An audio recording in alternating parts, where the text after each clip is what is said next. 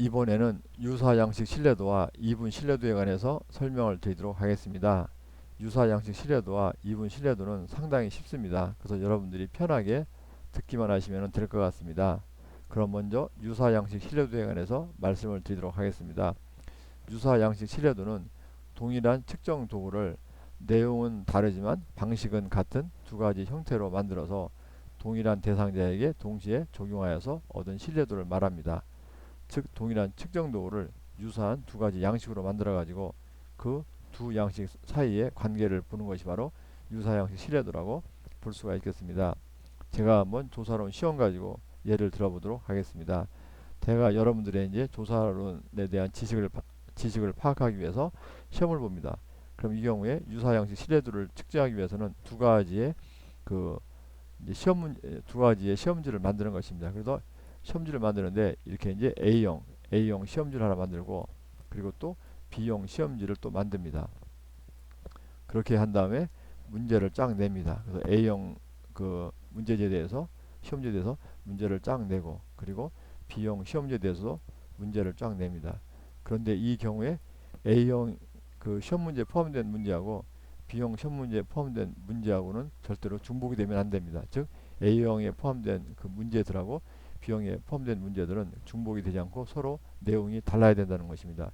그렇지만 방식은 같아야 합니다. 예를 들어서 1번하고 2번하고 3번, 즉 A형에 1번하고 2번하고 3번이 OX 문제면은 B형의 경우에도 1번하고 2번하고 3번은 OX 문제이고 그런 식으로 진행이 되고 그리고 A형 시험 문제의 그 난이도, 즉 어려운 정도하고 B형 시험 문제의 어려운 정도도 같아야 할 것입니다. 그래서 이런 식으로 그 시험 문제의 그 내용은 다르지만 나머지 방식은 똑같은 그런 식의 두 개의 시험 문제를 만들어 가지고 동일한 사람들에게 동시에 보게 하는 것입니다. 그래서 제가 이제 조사론 시험을 여러분들에게 동시에 이제 보게 해가지고 이 A형에서 얻은 점수하고 B형에서 얻은 점수 사이의 관계를 봐가지고 서로 점수가 비슷하거나 같다. 그럴 경우에는 유사양식 신뢰도가 높다고 이야기하는 거고 이 점수에서 차이가 많이 난다. 그럴 경우에는 유사양식 신뢰도가 낮다고 이야기를 하는 것입니다. 아마 이해가 쉽게 되었으리라고 생각이 듭니다.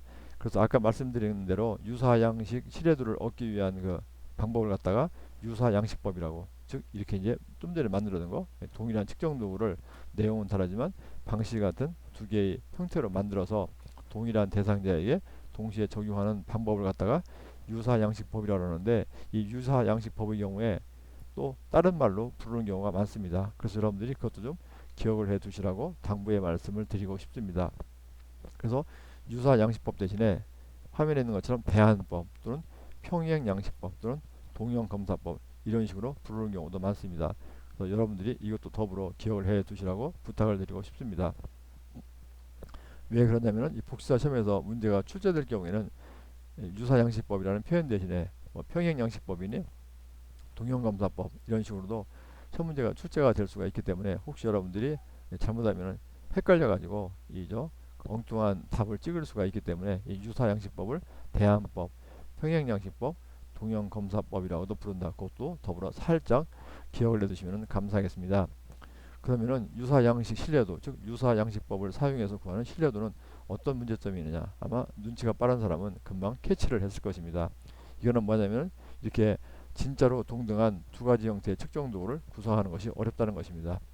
예를 들어서 제가 이제 조사론 그 시험지를 A형, B형 만들었지만 이 시험 문제에 그 보면 이제 A형에 있는 문제하고 B형에 있는 문제가 완전히 다릅니다. 다르지만 이것이 이거 형식도 똑같고 또 난이도도 똑같고 그런 것을 정말 완전히 이렇게 난이도도 100% 똑같고 이런 식으로 두 개의 시험 문제를 A형, B형을 만들기가 어렵기 때문에 유사형 신뢰도는 그런 거 어려움을 가지고 있다고 볼 수가 있겠습니다. 다음에는 이분 신뢰도인데 이분 신뢰도가 아마 가장 이해하기가 쉬울 것 같습니다. 이분은 그 반으로 나눈다 그런 식의 의미입니다. 그래서 이것을 갖다가 더 쉽게 반분 신뢰도라고도 부르고 있습니다. 반으로 나눈다. 그래서 이분 신뢰도가 영어로 이렇게 half 이렇게 그 스프릿입니다.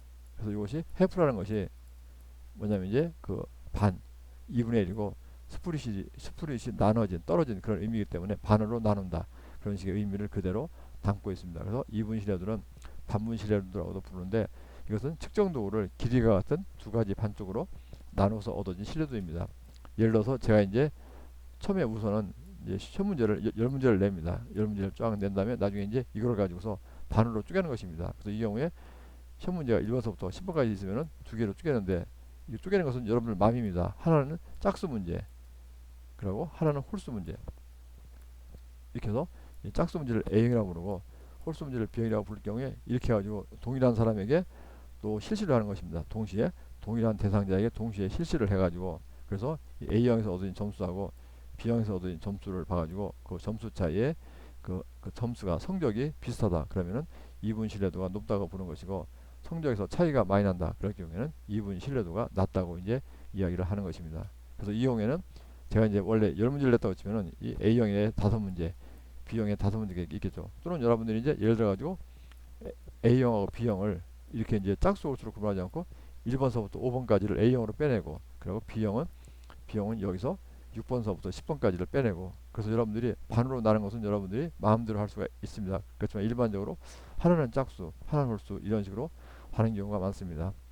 그래서 이 이분 신뢰도의 장점은 여러분들도 금방 눈치가 빠르면 역시 캐치했겠지만 현실적입니다. 굉장히 현실적이라는 얘기는 상당히 쉽다는 것을 의미합니다. 그런데 여러분들이 예를 들어서 이 이제 열 문제를 해가지고 반으로 나눴는데 이 경우에는 그 A형은 짝수형 문제, B형은 홀수형 문제. 그러니까 A형은 이 열 문제 중에서 짝수만 빼가지고 A형으로 만들었고 홀수만 빼가지고 B형으로 만들었습니다. 그래서 이 경우에 그 신뢰도 값하고 또 이럴 경우에 A형은 1번서부터 앞에 있는 거 1번서부터 5번까지의 문제를 뽑아가지고 A형으로 만들었고 그리고 B형은 뒤에 있는 6번서부터 10번까지를 뽑아가지고 B형으로 만들었습니다. 그래서 이럴 경우에 신뢰도의 값은 다를 수밖에 없을 것입니다. 그래서 이분 신뢰도는 그 반쪽을 어떻게 구성하느냐에 따라 가지고 이 신뢰도가 달라질 수밖에 없습니다. 그래서 그런 거 문제점이 약간 있다고 볼 수가 있겠습니다. 뭐 이분 신뢰도의 경우에 이 반을 어떻게 구성하느냐에 따라서 신뢰도 값이 달라진다는 것은 뭐 문제점이라기보다는 그 이분 신뢰도의 특징이라고 보는 것이 더 옳을 것입니다. 그래서 아마 여러분들이 그 유사 양식 신뢰도하고 이분 신뢰도는 쉽게 이해가 됐으리라고 생각이 됩니다. 그럼 한번 문제를 풀어보도록 하겠습니다. 이 복수화 시험에 실제로 출제가 된 문제입니다. 신뢰도 측정 방법 중 반분법에 대한 설명으로 옳은 것은 즉 이것은 이분법 즉 이분 신뢰도를 구하기 위한 법을 갖다가 이분법 또는 반분법이라고 이야기를 하는데 하나씩 보시면은 한 조사 대상에 대해서 두 개의 족도를 시점을 두고 적용한다. 이건 뭐겠습니까? 이제 한 조사 대상에 대해서 두 개의 족도를 적용하니까 시차를 둔다. 시차를 둔다는 얘기는 뭐냐면 이것이 검사 재검사가 되겠습니다. 검사 재검사. 예, 그래서 이제 한번 검사를 하고 그리고 또 시차를 두고 난 후에 또 검사한다. 이게 재검사. 그래서 검사 재검사 신뢰도가 바로 1번이 되겠습니다. 그러니까 1번은 정답이 아닙니다. 또 한번 두 번 조사하는 데 따른 불편함이 있다. 두 번 조사하는 데 따른 불편함인데 이것도 아마 이 시험 문제를 낸 사람의 의도는 한 번 조사하고 또 시간이 흐른 다음에 또 한 번 조사한다. 그래서 이 두 번을 조사하기 때문에 이 두 번을 조사하는 것은 검사 재검사밖에 없습니다. 그래서 이제 한 번 조사하고 또 시간이 흐른 다음에 또 한 번 조사하는 거 그런 것은 검사 재검사 신뢰도밖에 없기 때문에 1번하고 2번은 검사 재검사 신뢰도에 해당이 된다고 볼 수가 있겠습니다. 그리고 이제 어떻게 반분하느냐에 따라 상관관계가 다르게 나타날 수 있다. 즉 어떻게 반분하느냐에 따라 가지고 신뢰도 계수 즉 신뢰도가 다르게 나타날 수가 있는데 이것은 당연히 그렇겠죠. 우리가 반을 나눌 경우에 아까도 말씀드린 것처럼 두 개를 짝수 홀수 이렇게 세트로 나눌 것이냐 아니면 1번서부터 5번까지는 A 6번서부터 10번까지 문제는 B에서 이렇게 요 둘 사이의 관계를 볼 거냐 또는 기타 방법으로 볼 것이냐 그렇게 따라 가지고 이 신뢰도 값이 매번 다를 수밖에 없습니다. 그러니까 3번은 해당이 되고 또 검사 효과가 발생한다. 검사 효과는 뭡니까? 검사 재검사 신뢰도의 경우에만 검사 효과가 발생하기 때문에 4번은 미안하지만 정답이 아니겠습니다. 또 이제 5번은 측정 도구를 반분하는 방법에 따라 단일한 신뢰도 계수를 산출할 수 있다. 아닌 거죠? 예.